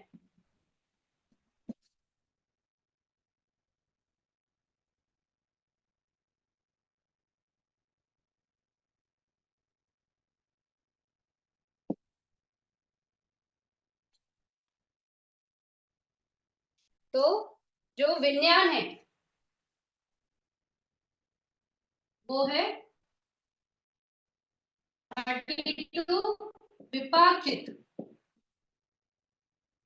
अब ये 32 विपाक चित्त कहाँ से है हमारा, आपको अगर याद होगा 8 कुशल अहेतुक, 7 अकुशल अहेतुक, फिर 8 महा विपाक, 5 रूपावचरा विपाक और 4 अरूपावचरा विपाक। वो ये 32 विपाक चित्त है। इसके साथ नाम विज्ञान पचाया नामा, तो नामा क्या है, चेतसिक है। इस 32 विपाक चित्त के साथ 35 चेतसिक होते हैं। अगर आपको याद होगा तो जो हमारे सब्बचित्त साधारण 7 जिसको हम यूनिवर्सल्स बोलते हैं, फिर पाकीनाका थे 6, और उसके आगे जो 19 सब्बचित्त साधारण कुशल वाले और 2 अपमान्य। तो इस तरह से विरति को छोड़ के विरति और हाँ प्रज्ञा भी आएगी हमें। तो इस तरह से ये 32 विपाक चित्त, 35 चेतसिक वो नाम है। तो रूप क्या है, रूप में 18 निप्पाना रूपा। तो 18 निप्पाना रूपा जो हमारा हमने अगर आप देखोगे और टेबल में तो आपको समझेगा कि निप्पाना रूप किसको बोलते हैं। तो महाभूत है, उनके विषय है, पसादास है, फिर इति भावा पुरुषा भावा हडाया वटु जीविता इंद्रिया कबलिकारा आहारा, ये सारे हमारे 18 निप्पाना रूप बनते हैं। तो जब हम विज्ञान पचाया नाम रूप, तो हम दोनों की बात कर रहे हैं, रूप की भी और नाम की भी। तो पटिसंधि जब हमारा हो गया यानी हम भव में हैं, तो उस वक्त क्या कैसे होता है, तो हमें सपोर्टिंग फैक्टर्स क्या होते हैं, तो इसके साथ क्या चलता है, कभी भी विज्ञान यानी चित्त, चित्त अकेला नहीं होता है ना, तो चित्त के साथ हमेशा चेतसिक होता है। तो उसके साथ जो चेतसिक एसोसिएट हो रहे हैं यानी एक चित्तों के साथ जो चेतसिक आ रहे हैं कॉम्बिनेशन में, तो वो सारे रहेंगे। उसी तरह से चित्त कभी भी इंडिविजुअल काम नहीं करता है ना, तो चित्त को काम करने के लिए रूप लगता है ना, तो ये बॉडी लगती है, ये रूप भी होगा ना, तो रूप धर्म भी है। तो 18 निप्पाना रूप जो मेन ये है जो ऑब्जेक्ट ऑफ मेडिटेशन हो सकते हैं ना, उसको निप्पाना रूप बोलते हैं। तो वो वाले भी होंगे। तो इस तरह से विज्ञान पचाया नाम रूप, तो विज्ञान की कड़ी से हमें हमें नाम और रूप की उत्पत्ति होती है। तो वो वाली ये गाथा है या वो वाली कड़ी है जिसके बारे में बात कर रहे हैं। अब इसके बाद है नाम रूप पचाया सलातन। तो नाम रूप से यानी एक बार नाम और रूप मिल गया यानी बॉडी आ गई, तो उसकी वजह से क्या होता है, तो नाम रूप पचाया सलायतन। तो सलायतन जो है उसको आप 6 आयतन ऐसा भी बोल सकते हो, या तो जो सलायतन है उसको पर्टिकुलर वो वर्ड को मना आयतन यानी मन का जो बेस है वो भी बोल सकते हो। तो दोनों तरह से बोल सकते हैं। तो या तो 6 आयतन, एक बार ये बॉडी मिल गया यानी ये नाम रूप का जो स्कंद है जो बॉडी है, इसमें होता क्या है, तो 6 बेस है। तो आंखों के लिए आंखों का बेस है, नाक के लिए नाक का बेस है, जीवा के लिए जीवा का बेस है, कान के लिए कान का बेस है, बॉडी के लिए बॉडी का बेस है, और मन के लिए खुद का अपना एक बेस है, तो इसको बोलते हैं सलायतन। तो ये नाम रूप है। तो ये 6 विषय होंगे ही होंगे, मतलब जरूरी नहीं है ये, मैक्सिमम मतलब पूरे टोटल के हिसाब से बात कर रहे हैं। जैसे कोई अंधा होगा तो उसको चक्षु का पसारा नहीं होगा ना, तो वो चक्षु आयतन नहीं होगा उसको। उसी तरह शोथ होगा तो शोथ का आयतन नहीं होगा। तो वो वैसा, लेकिन वो सब्जेक्ट टू कंडीशन, मतलब ऐसा कोई व्यक्ति होगा उसी के मानस का। हम लॉ की बात करें ना, तो कैसा लॉ होता है, तो ये इस हिसाब से है कि अगर आपका भव है यानी नाम रूप का एक स्कंद है, तो उसमें ये 6 आयतन होते हैं। हम तो, मतलब पूरे बात करें, टोटल के हिसाब से बात कर रहे हैं, तो इस हिसाब से सलायतन होगा। तो जो नाम रूप पच्च सलायतन, तो अब यहाँ पे पहले वाले, इसके पहले क्या था, इसके पहले था विज्ञान पचाया नाम रूप, यानी चित्त की वजह से जो नाम रूप। अभी बोल रहे हैं कि ये जो नाम रूप आ गया यानी जो है, इस वजह से जो बेस क्रिएट होगा, यानी ये जो इस नाम रूप के बेस से क्या हो रहा है, तो नाम रूप के बेस से जो 6 सलायतन है, वो उसका उसका कॉज है, यानी उसका कंडीशन है। तो कैसे, तो जो रूप है, तो जो रूप काया है, तो रूप काया से क्या उत्पन्न होता है, तो 5 पसादा है ना।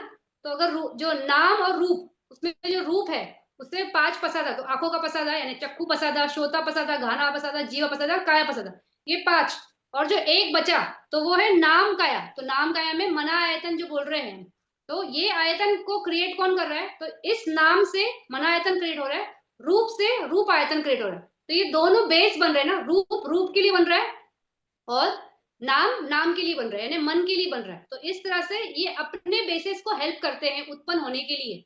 तो ये कंडीशन है, तो इस कंडीशन से ये उत्पन्न हुआ, वो बता रहे हैं। तो इसमें हम जब बात कर रहे हैं, तो हम ये बोल रहे हैं ना, इसको ऐसे देखते हैं।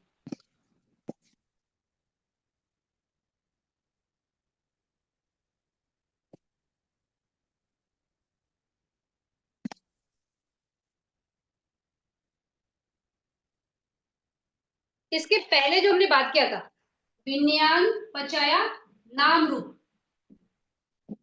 तो इसमें विज्ञान क्या था, 32 चित्तास, और नाम क्या था, 35 चेतसिक, और 18 निपाना रूपा। ये हमारा, इसकी वजह से ये हो रहा था। अब हम क्या बोल रहे हैं कि नाम रूप पचाया सलायतन। तो अब नाम क्या है, तो यहाँ पे नाम है 35 चेतसिक, फिर ये 18 रूपा, और ये सलायतन, जो सलायतन ये इसमें हम बोल रहे हैं ना कि 5 पसादा है, तो चक्षु पसादा, श्रोता पसादा, गाना, जीवा, वो सारे 5, और एक है मना। तो मैंने जब इसका मीनिंग भी बोला, तो सलायतन यानी कि 6 सलायतन, या तो मना सलायतन, उसको सलायतन वर्ड बोलते हैं। तो ये मना आयतन जो है, ये है 32 चित्तास, विपाक चित्तास।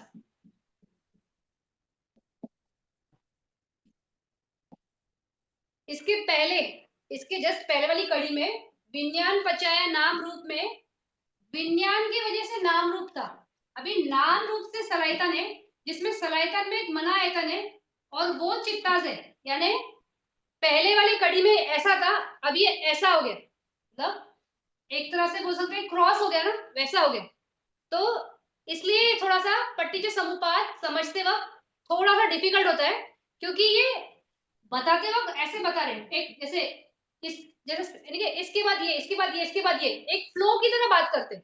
लेकिन फ्लो के हिसाब से समझते हुए हमें ये बहुत क्लियरिटी से समझना है कि फैक्टर्स जो है, जो जिसकी वजह से जो हो रहा है, वो होते वक्त इनका रिलेशन ऐसे भी हो सकता है। तो वो समझने के लिए थोड़ा सा वापस से समझना या सुनना पड़ता है कि कैसे बोल रहे हैं। तो मैंने इसलिए इसको सामने लिया इसके बताते वक्त, कि हमें समझे कि पहले जो कारण था किसी चीज की उत्पत्ति का, अभी ये कारण, इसको ऐसे बोलते हैं, इसको मैं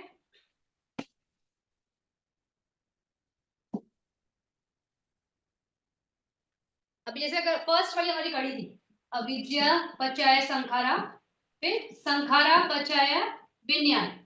तो अविद्या के चलते संस्कार हुआ, ये हम बोल रहे हैं। यानी अविद्या का बेस पकड़ के, इस पे डिपेंड करके संस्कार पैदा होता है। यानी ये इसका कारण बना,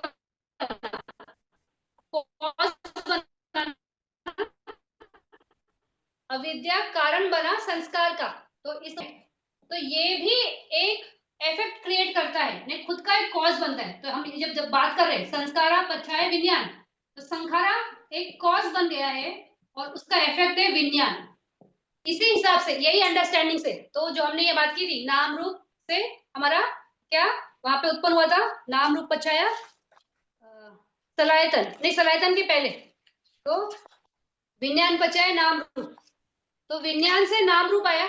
उसी तरह से नाम रूप जो है वो भी एक कंडीशन है ना, तो उससे कुछ उत्पन्न होगा, तो वो खुद भी एक इफेक्ट क्रिएट कर रहा है। तो इफेक्ट में वो जो क्रिएट कर रहा है, तो जो सलायतन में जो मना आयतन है वो विपाक चित्त है, तो वो चित्त को क्रिएट कर रहा है। तो वैसे भी चित्त और चेतसिक जो है, अगर उसका हमें डेफिनेशन याद है, तो एक साथ उत्पन्न होना, एक ही ऑब्जेक्ट के साथ उत्पन्न होना, एक ही वस्तु से, एक ही बेस वही, और साथ में उत्पन्न होना, साथ में जाना।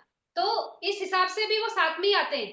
तो यहाँ पर भी वो एक साथ उसका रीजन बनते हुए आए, वैसे यहाँ पर भी एक साथ वो रीजन बनते हुए आए। तो नाम रूप की वजह से सलायतन, तो नाम रूप पचाए सलायतन, इस तरह से थोड़ा सा डिफिकल्ट है समझना कि क्या बोल रहे हैं, लेकिन आप सिर्फ इतना मोटा मोटा समझो कि एक बार हमें नाम रूप मिल गया, यानी भव मिल गया, यानी बॉडी मिल गई, तो नाम रूप है तो उसमें ऑब्जेक्ट ये रहेंगे ना, उसके हम ये दुनिया को देखते कैसे हैं, या देखते नहीं, अनुभव कैसे करते हैं, तो अनुभव हम इन सलायतनों से ही करते हैं। तो अगर हमारे पास आंख है तो हम रूप धर्म देख सकते हैं, अगर नाक है तो कोई गंध स्मेल कर सकते हैं, अगर जीवा है तो टेस्ट कर सकते हैं, कान है तो ही शब्द सुन सकते हैं, काया है तो कुछ इस पे अनुभव कर सकते हैं, मन है तो मन को तो सारे विषय आते हैं, तो वो जो पंच द्वार के विषय है वो भी उसके है और खुद के भी है। तो जो हमारा चिंतन मनन करना, कुछ सोचना, कुछ प्लान करना, कुछ इन्वेंट करना, ये सब मनो से होता है। तो ये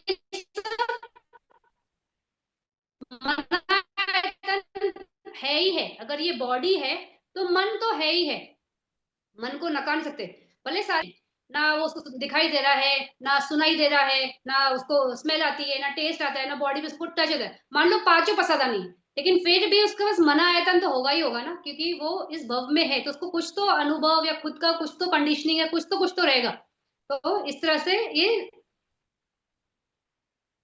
एक कंडीशन दूसरे कंडीशन को क्रिएट करती है। तो अभी हम जो वो बात की अभी, तो जब ये हम जब सलायतन बोल रहे हैं, यानी एक बॉडी उत्पन्न हुई, तो उसमें यहाँ पे थोड़ा सा ये बात कर लेते, थोड़ा सा पहले जो हमने डिस्कस किया था कि एक भव में उत्पन्न होना है, यानी पटी संधि जब हम लेते हैं, तो पटी संधि के प्रकार भी है ना, तो एक ही टाइप से पटी संधि नहीं होती है, यानी बोलने का कि कोई है जो अंडे से पैदा होता है तो उसको बोलते हैं अंडज, फिर कोई गर्भ से पैदा होगा तो वो गर्भाशय रहेगा, फिर कोई ये नमी से पैदा होता है तो समसेदन, और कोई डायरेक्ट उत्पन्न होता है तो ओपातिक। तो इस तरह से जब हम ये बात कर रहे हैं कि नाम रूप पचाया सलायतन, यानी नाम रूप के जैसे ये सलायतन होंगे, तो जो ये अंडज है और जो गब्बशय है, ये वालों में कैसा होता है कि जो भी बाकी के आयतन है, यानी ये चक्षु वाला है, श्रोत है, घाना है, जीवा है, काया है, ये सारे आयतन ना स्लोली डेवलप होते हैं। तो हमने देखा है ना कि कोई अंडा जब होता है तो उसमें कैसे पहले वो लिक्विड रहता है, फिर धीरे धीरे धीरे धीरे उसमें फॉर्म बनेगा, फिर अगर वो कोई चिड़िया का वो बच्चा है तो चिड़िया के पंख बनेंगे, उसका ये बनेगा, तो उसके बॉडी पार्ट्स अलग अलग धीरे धीरे डेवलप होते हैं ना, आंख बनेगा, उसका चोंच बनेगा, फिर उसका जीभ बनेगा, तो उसके जो पसादा से वो धीरे धीरे डेवलप होते हैं। उसी तरह से हमारे जो हम मनुष्य है, हमारा भी गर्भ में जब उत्पत्ति होता है तो पहले हम ऐसे एक स्मॉल लिक्विड जैसे ना, फिर धीरे धीरे डेवलप होते हैं, फिर हमारे कान डेवलप होंगे, कान नाक डेवलप होएगा, बॉडी डेवलप होता है, तो हर पसारा धीरे धीरे डेवलप होता है। उसी तरह से अगर कोई समसिद्ध जना, यानी कि जो नमी से पैदा होता है, वो या तो जो उपातिक है, जो देव है, तो वो लोगों के टाइम पे जब उत्पत्ति होती है, यानी नाम रूप पचाए सलायतन जब हम बोल रहे हैं, तो उत्पत्ति के टाइम ही, उसी टाइम पे उनके सारे जो विषय है, जो पसादास है, जो आयतन है, बेस है, वो सारे उसी वक्त एक साथ उत्पन्न होते हैं। तो मॉइस्चर यानी वो नमी वाले जो है उनका भी वैसे ही होता है कि जब उत्पन्न होते हैं उनके सारे आयतन साथ में होते हैं। और देवास का भी सेम वैसे ही होता है कि जब वो पैदा होंगे तो उनके सारे आयतन रहेंगे। तो नाम रूप पचाए सरायतन जब हम बात कर रहे हैं तो हमें ये भी समझना है कि जब उत्पत्ति होती है यानी भव में जाते हैं और स्कंद मिलता है नाम रूप का, तो उस टाइम पे जो आयतन है यानी जो बेस है जिससे ये दुनिया का मीनिंग बनता है, वो कैसे मिलते हैं। तो हमारे केस में वो स्लो स्लो डेवलप होते हैं, अंडे वाले में भी स्लो स्लो डेवलप होते हैं, और देवास में, पेटास में, या जो मॉइस्चर, ये जो नमी के जो कीड़े होते हैं उनमें उसी वक्त वो उत्पन्न होते हैं। तो इस तरह से ये कंडीशन तो करता है, कंडीशन भी कैसे करता है, तो वो यहाँ पे हम इमीडिएटली प्रेजेंट होता है। फिर इसी तरह से जो ये है मना आयतन की हम बात कर रहे हैं, तो मना आयतन कैसे है। तो जो ये मना आयतन है, ये आयतन बोल रहे हैं तो एग्जैक्टली क्या बोल रहे हैं, तो मना आयतन ही जो मनोविज्ञान है ना, वही मना आयतन है। तो वही चीज बेस भी हो सकता है और वही चीज विज्ञान हो सकता है। तो कैसे, अभी जैसे सलायतन है तो हम बोल रहे हैं चक्षु आयतन, तो चक्षु आयतन यानी चक्षु पसादा, उसी को आयतन बोलते हैं, उसी को पसादा भी बोलते हैं। यानी जहाँ पे वो सेंसिटिविटी है कि वो ग्रहण करे, वो उसको दिखाई दे वो ऑब्जेक्ट। तो मतलब जहाँ पे एक पर्दा जैसा होता है जिसपे कोई भी छवि रिफ्लेक्ट करती है, तो वो पसादा है। तो इस तरह से वो बेस या आयतन वो एग्जैक्टली वैसे ही बोलेंगे, मतलब नहीं सॉरी, वो नहीं बोल रही मैं, यहाँ ये बता रही थी कि जो ये है पसादा है, तो वो पसादा के वजह से और कोई ऑब्जेक्ट अगर सामने आया तो उस वजह से क्या होता है, विज्ञान क्रिएट होता है ना। तो चक्षु विज्ञान इस तरह से आता है, यानी कोई ऑब्जेक्ट होगा, कोई विषय होगा, विषय इस पसादा पे टच करेगा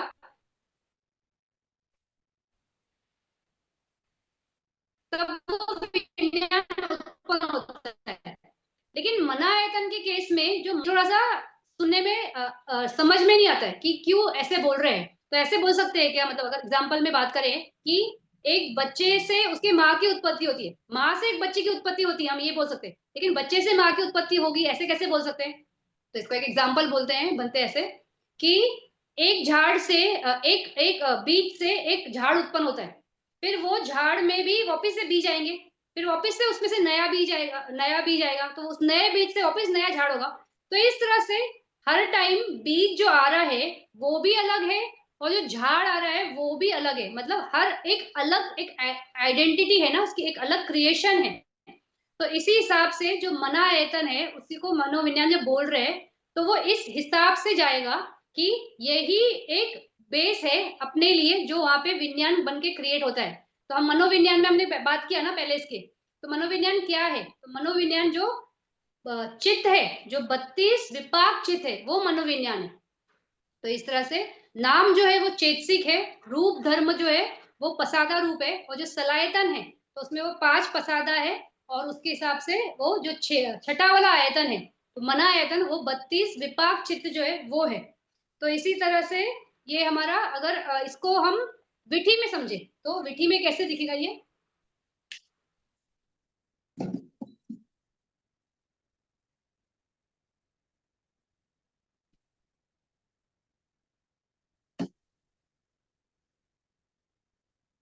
तो मान लो कोई पंच द्वार की विधि है, तो पंच की द्वार की विधि में कैसे होता है कि कोई रूप आया, तो वहां पे क्या हुआ, पंचद्वार अवजना आएगा, फिर चक्कू क्योंकि रूप है ना, तो चक्कू विज्ञान, संपत्ति छन्ना, संति रना, वोठबना, फिर जवना जवना जवना जवना।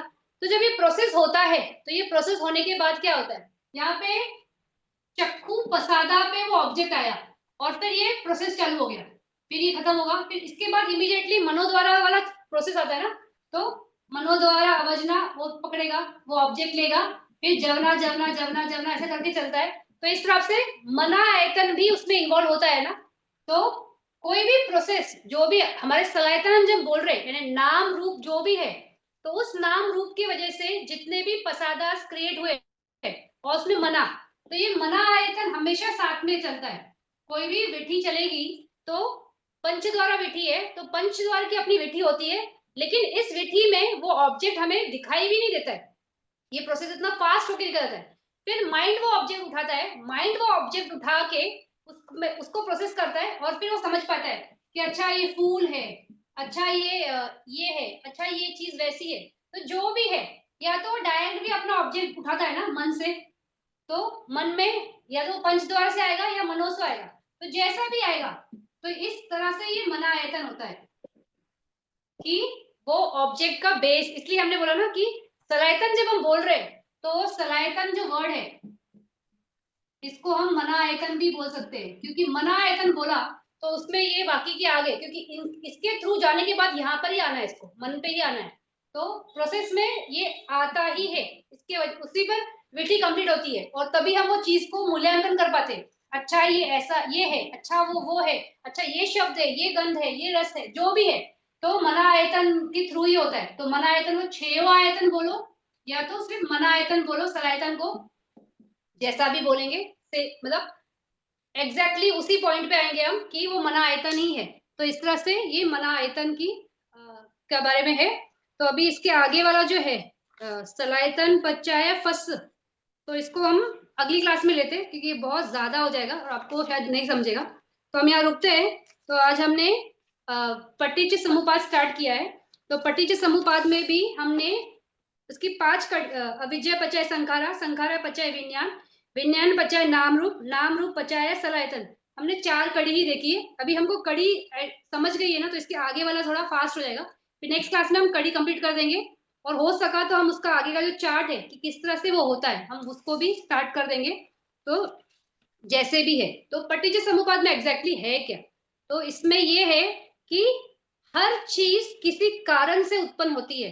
तो कोई कारण होगा, उस कारण से कुछ उत्पन्न होगा, उस कारण से कुछ उत्पन्न होगा, यानी एक चीज जो एक बार वो इफेक्ट बनती है, वही चीज किसी और चीज का कारक बनती है, तो वो इफेक्ट होगी और बाद में वही चीज कॉज भी बनती है। तो जैसे हम देख रहे हैं ना, अविद्या पचाय संकारा, तो अविद्या की वजह से संस्कार बन रहा है, संस्कार फर्स्ट इसमें इफेक्ट है, यानी इसकी वजह से आया। नेक्स्ट में संस्कार पचाया विज्ञान, तो विज्ञान कॉज है, इसके वजह से इस कारण से विज्ञान बन रहा है, यानी पटी संधि हो रही है। फिर विज्ञान पचाए नाम रूप, तो पहले वाले में वो इफेक्ट था, सेकंड में वो कॉज बन गया। तो इस तरह से ये एक के ऊपर एक के ऊपर एक के ऊपर डिपेंड होके चलते हैं और इस तरह से चलते हैं। लेकिन ये समझते वक्त बहुत ये पॉइंट हमेशा याद रखना कि ये जो हम बोल रहे हैं कि अविद्या पचाए संखार, संखार पचाए विज्ञान, विज्ञान पचाए नाम रूप, आगे की जो भी कड़ियां हैं, तो ये बोलते वक्त सिर्फ अविद्या ही संस्कार को मूलभूत प्रेरित करती है, या अविद्या ही वो ये है, सिर्फ अकेला नहीं, इसके साथ बहुत से चीजें, लेकिन ये मेन फैक्टर है, अविद्या की वजह से ही हम कर्म करते हैं, ये मेन मूलभूत बात है। तो मेन बात है, इसलिए हम इसके वजह से ये, इसकी वजह से ये, इसकी वजह से ये ऐसे बोलते हैं, लेकिन साथ में इसके बहुत से और भी चीजें होती रहती है। तो और भी चीजें यानी बाकी भी चित्त चैतसिक रूप धर्म सबका उसमें कॉम्बिनेशन होगा, उसमें उसकी टच होगा या उसका वहां पे रोल होगा। तो इस तरह से बहुत से चीजें चलती रहेगी, लेकिन मेन ये है। तो इस तरह से ये होगा, इस तरह से ये होगा, इस तरह से होगा। तो ये एक कैसे एक व्हील की तरह है, एक पहिए की तरह है, जो इसी हिसाब से वो आगे जाते जाता है और इसी हिसाब से हम फिर इसमें फंसते जाते हैं। तो वो बताने के लिए ही ये पटीच समुपाद है कि कैसे हम इसमें फंसे। तो अगर जैसे आगे ये बात करेंगे थोड़ा सा कि जैसे हमने ये देखा था, मैंने जब हमने पटी संधि का बात किया था तो प्रलय होता है, तो मैंने बताया था कि प्रलय होने के बाद कैसे होता है। तो प्रलय होने के बाद जब यहाँ पे पहला जो मनुष्य आते हैं स्टार्टिंग में, तो वो स्टार्टिंग में जो जो न्यू मनुष्य थे वो कौन थे, वो देवासी थे ना, वो ब्रह्मा जी थे। तो ब्रह्मा वर्ल्ड से वो सारे उत्पन्न होके इस भव में आए थे। तो जब वो आते हैं और यहाँ पे रहते हैं तो काफी लंबे टाइम तक वो वैसे ब्रह्मा जैसे ही होते हैं ना, कि अपना वो उड़ते हैं यहाँ वहाँ, फिर उनके बॉडी से एक लाइट होती है, फिर वो कुछ खाते भी नहीं है, हमेशा मेडिटेशन में रहते हैं। तो उसी अवस्था में वो चलते रहते हैं। लेकिन चलते चलते चलते चलते कभी तो कोई पहली बार वो रस पृथ्वी को खाता है। तो जब रस पृथ्वी खाता है तो उसको वहां पे लालच क्रिएट होती है। तो इसमें हुआ क्या, अभी देखा है तो अगर एग्जाम्पल, अगर मतलब सोचने वाली बात है, अगर ऐसा हुआ होता कि ये जो ब्रह्मास है उनमें से कभी किसी ने वो रस पृथ्वी खाई ही नहीं होती, तो क्या होता? तो कोई भी आज आज भी वैसे ही हम जी रहे होते, मतलब जो ब्रह्मास है वो उसी अवस्था के हिसाब से चल रहे होते ना, लेकिन किसी ने अपने अविद्या, अभी उनको खाने की भी जरूरत नहीं होती है, वो जो स्टार्टिंग में आते हैं उनको भूख भी नहीं लगती है, वो झानास में ही होते हैं, उस वजह से कोई भूख नहीं, कोई प्यास नहीं, उनके बॉडी भी ब्रह्मा जैसे होते हैं, कोई वहां पे उनको टॉयलेट नहीं जाना है, कोई कुछ नहीं, तो नॉर्मल उनका कंडीशंस वैसे चलते रहता है। लेकिन एक अविद्या के चलते किसी ने तो खा लिया उसको, वो रस पृथ्वी खाई, उस वजह से सब वहां पे खाना शुरू करते हैं, फिर भूख डेवलप होती है और आगे आगे की चीजें डेवलप होनी शुरू होती है। तो कर्म कैसे था वहां पे? तो जो संस्कार था वो अविद्या के चलते हुआ ना, तो अगर वो अविद्या किसी ने नहीं दिखाई होती तो ये संस्कार ना बनता, ना ये ऐसे कड़ी में फंसना शुरू होते। तो इस तरह से ये मेन कंडीशन हुआ, जो अविद्या थी वो मेन कंडीशन बनी उनके कर्म की।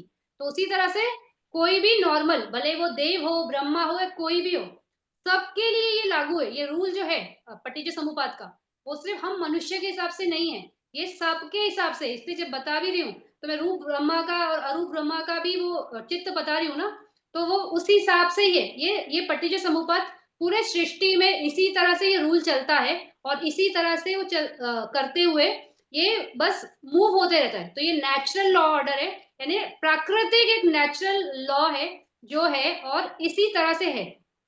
तो अभी हमने सिर्फ 4 पचाया देखे, अगले क्लास में हम पूरा कर लेंगे, अभी थोड़ा सा इजी है, इसके आगे इतना टीडियस नहीं, तो नहीं समझेगा, इसलिए थोड़ा सा मैंने कोशिश की कि थोड़ा सा उसको डीप में बता सकूं। वैसे ये भी मेरी सिर्फ कोशिश है, पता नहीं मैं कर पाई कि नहीं, बट अगर आपको कोई प्रश्न है तो आप मुझे पूछ सकते हो।